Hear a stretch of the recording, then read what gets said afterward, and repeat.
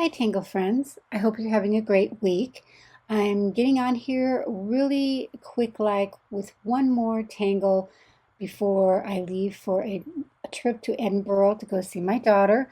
And she's going there for a work seminar, and I'm going to be able to join her. So I thought before I headed away, I would give you one more tangle that was a suggestion by someone in my comment section of the OOF tutorial. I think it was Carolyn. Thank you for this lovely suggestion to teach you all the tangle Patience by Jody Genovese CZT. Look how beautiful this is. This is it in the round, leaving out a few lines, but we will learn the way she teaches on her tangle step out. This is it with a gridded pattern and a larger one, and here we are going to do one of these as our project for today. I did 6 and I am still working on coloring them all in so that I have a final product to show you at the end here. It's a really fun tangle, looks daunting with all the lines, but when I did not know it, and I have been playing with it for a week, so I'm glad to tell you I'm very confident with it because it's combining two of my favorite tangles. One is just a fragment. I call it a star fragment, and I use it all the time. My students who take classes from me, my ribbons classes, know that I love using it as a ribbon or a border tangle. The other tangle that's kind of incorporated in this is enzeppel, the tangle we've all learned from headquarters from Zentangle. It's one of the first ones I've used. It's one of my go-to tangles. I love it, love it, love it. So between those two, we're going to come up with this beautiful tangle called Patience. And I'm going to show you how to do it, but I want to tell you I spent over an hour taping how to draw this. And as I was going in to edit it, I noticed that there was a huge buzzing sound in my recording that I absolutely cannot use. So I'm going to have to voice over what I did. It's going to take me a while and it might be a little bit clumsy, but I don't want to retape it again. So I'm starting off here with what supplies we need. In any case, I'm going to have all of these supplies listed in the description below. And I am using my Copic solvent blender as well. And I forgot to show you that I'm using a white gel pen to highlight our centers. So I'm going to start out by making a border with our standard process of putting in corner dots.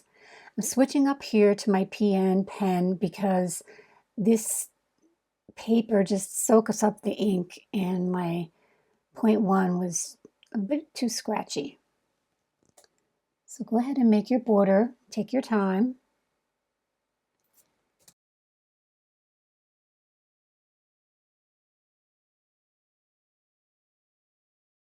And here I'm dividing this tile into sections based on what I have done previously in case I want to have it line up with the other 5 tiles so I can make a mosaic out of this one as well. So this is the first triangle at the top, which is going to be the larger floret or the larger patience. And we're going to just eyeball the rest and divide it in half for our zigzag pattern that goes up in the top and the bottom between the parallel lines. So we're going to aim for making equilateral triangles with our zigzag.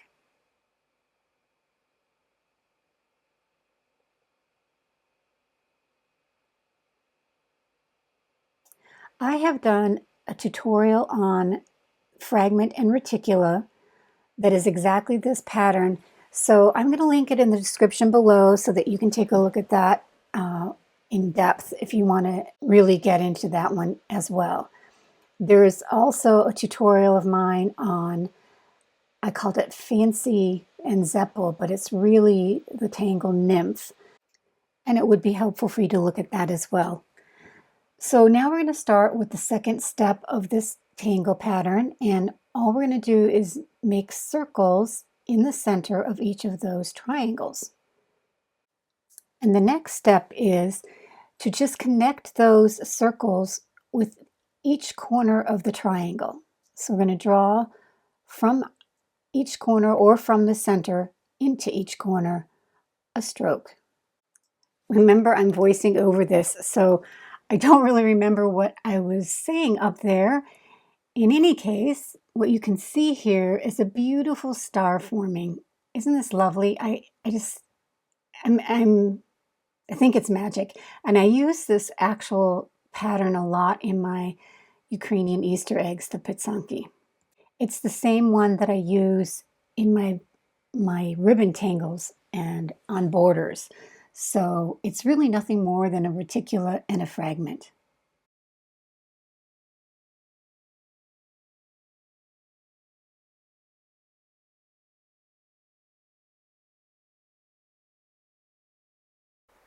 We're going to leave the top alone for now because first I want to show you just how we're going to connect these dots into kind of a polygon shape.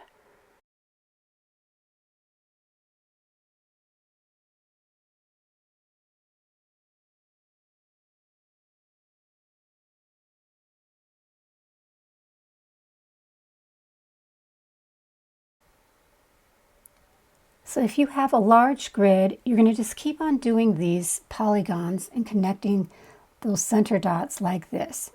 But if you have a small grid, like we have here, where the grid is not complete, we have to pretend we know where we're going. So we have to draw down as if we know that our other dot, center dot, is down there below, and complete that polygon in a sense.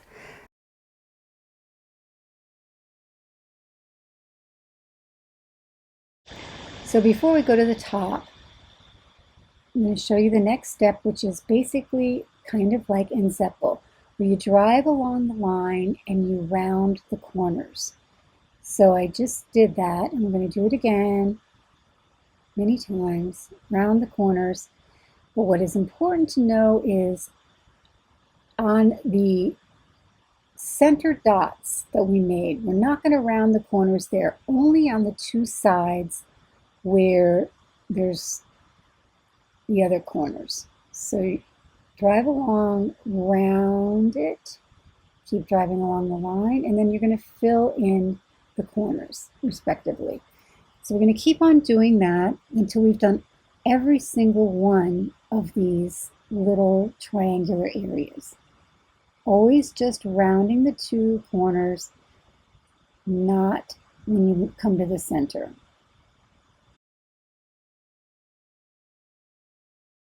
So what you see here forming is, in a sense, a blossom of its own.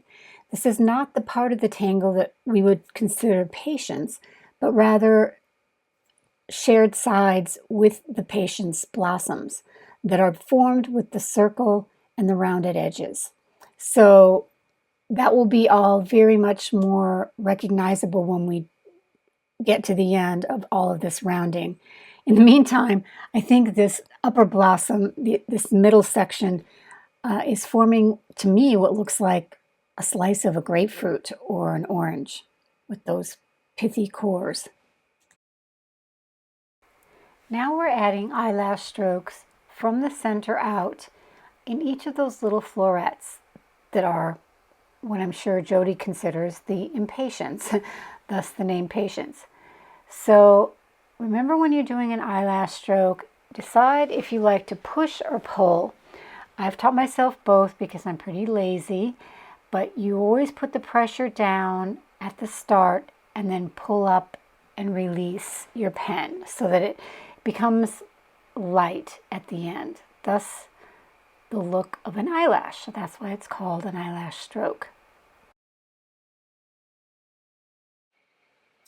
So while you're doing that, you will certainly discover some of the places that you forgot to round the corners of.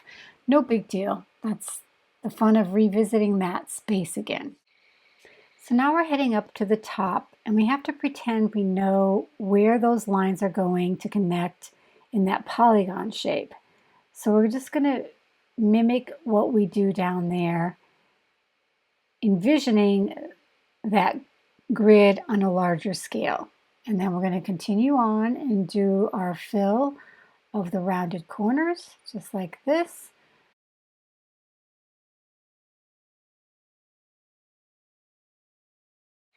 So now we're ready to make these florets look even more like flowers with my version of creating edges that are wavy. And by doing that, you really make them look organic and floral-like. As you can see here, the difference. So on this side, they have straight edges, and then over here, we're going to start waving those edges with our ink on the large ones, also here in the center, because there's so much space. But you see how that creates kind of a more organic looking petal.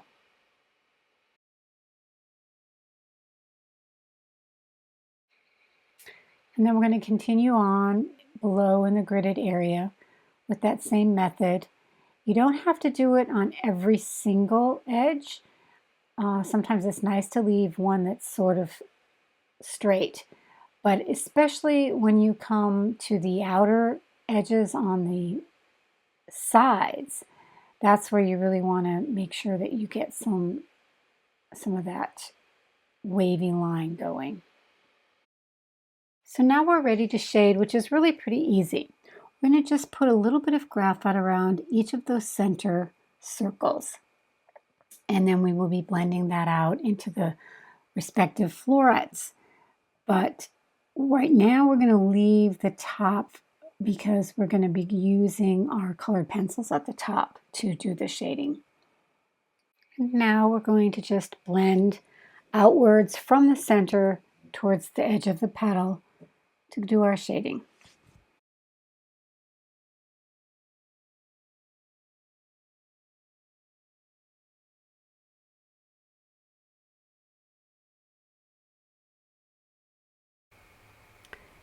You can leave the shading as is, but I really like highlighting the edges of the petals with my General's white charcoal pencil.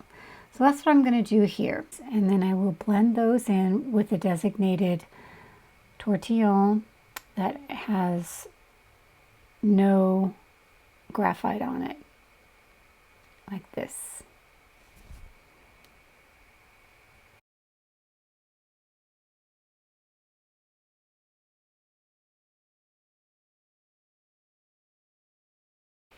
So there's our first row of the grid. I'm blending with my tortillion, and then I'm going to take my white gel pen and fill in the centers of each of those florets. So that really defines them and makes them pop.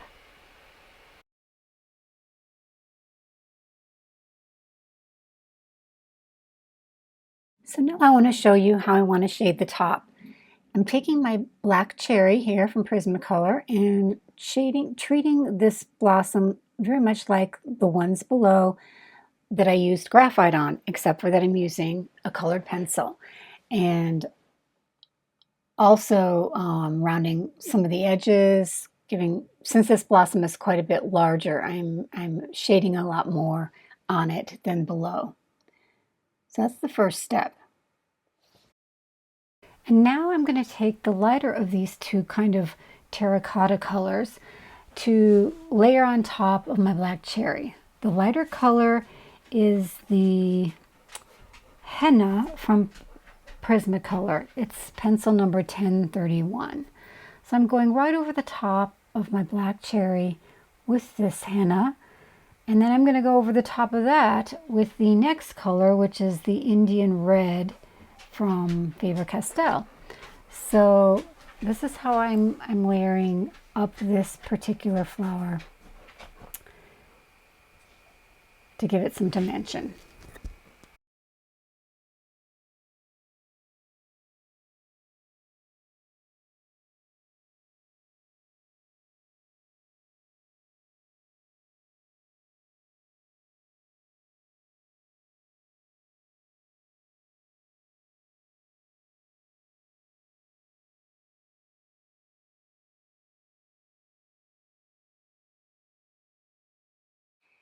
Now I've got my Copic solvent blender in hand to blend those three colors together.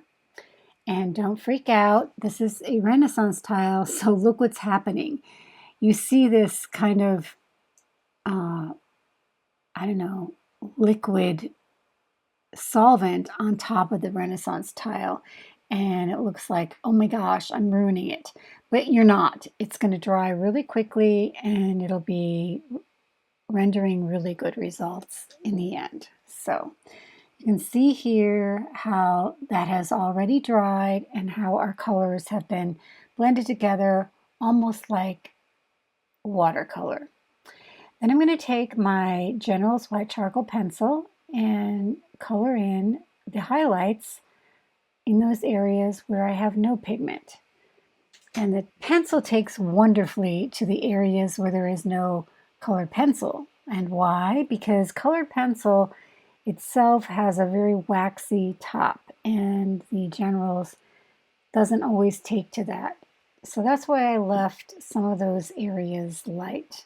I also filled in the center with the General's white charcoal so that I can make kind of a pearl treatment in the center. Then you want to get out your designated white tortillion to blend those areas. And honestly, the blending of the other three colors can almost be done with just a tortillion because this paper is so soft that it allows itself to blend really well. Now I'm going back in here with my black cherry to give it even more dimension and more oomph. So just keep layering up your colors until you get to the place that you want to be with your flower. It's up to you how you want it to look. So here I am going back in with the Indian red because I like the red tones. And then I'll blend again.